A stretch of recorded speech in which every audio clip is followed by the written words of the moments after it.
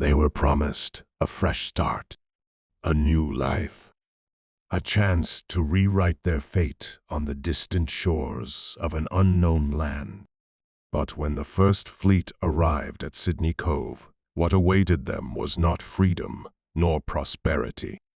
It was something far more brutal. The year was 1788. After an 8-month journey across some of the most treacherous seas in the world, 11 ships from Britain's first fleet reached the rugged coastline of New South Wales. On board were over 700 convicts, men and women torn from their homeland, many guilty of nothing more than stealing a loaf of bread or a few shillings to survive. Alongside them, officers and marines stood ready to enforce the rule of a king who would never step foot on these shores. Sydney Cove was nothing like the bustling city that would one day rise in its place. It was a wild, unforgiving land. The soil was too poor for farming. Within days, food supplies dwindled. The rations, already measured to the ounce, were cut even further. Hunger gnawed at their stomachs. Disease spread through the camp like wildfire. It was not just the elements that threatened them. The convicts, officers, and marines quickly discovered they were not alone. The land had been home to the Eora people for thousands of years. As the British struggled to build their crude wooden huts, tensions simmered between the two groups. Misunderstandings turned to fear. Fear turned to violence. A single musket shot could ignite a conflict that neither side had truly prepared for. Days turned to weeks. Weeks to months. The officers, once confident in their mission, began to realize they had underestimated everything about this place.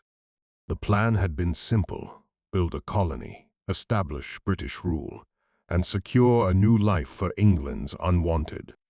But the reality was that the very foundation of the settlement was cracking under the weight of starvation, disease, and desperation. Those who could barely stand were forced to work under the lash of a whip.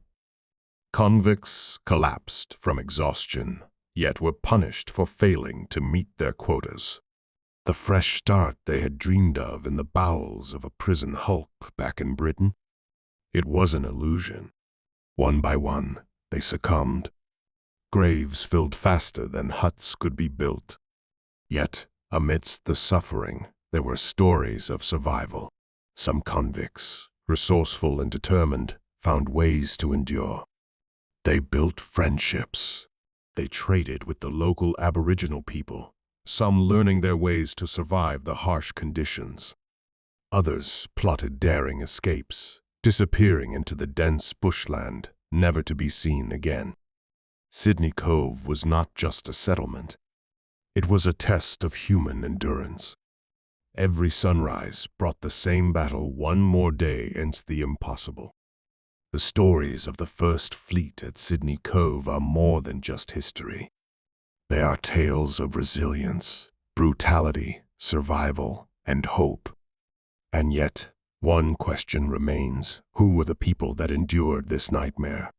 What fates awaited them after those first brutal months? Check out our awesome First Fleet Legacy merch in the description. Some convicts, against all odds, became the foundation of what would one day be Australia. They worked, they fought, they survived. Others perished, their names forgotten by time. But every single one of them played a role in shaping the story of this nation. For Britain, Sydney Cove was an experiment. For the convicts, it was a sentence. But for the land itself, for the Eora people, it was an invasion. And that is a truth that history cannot erase.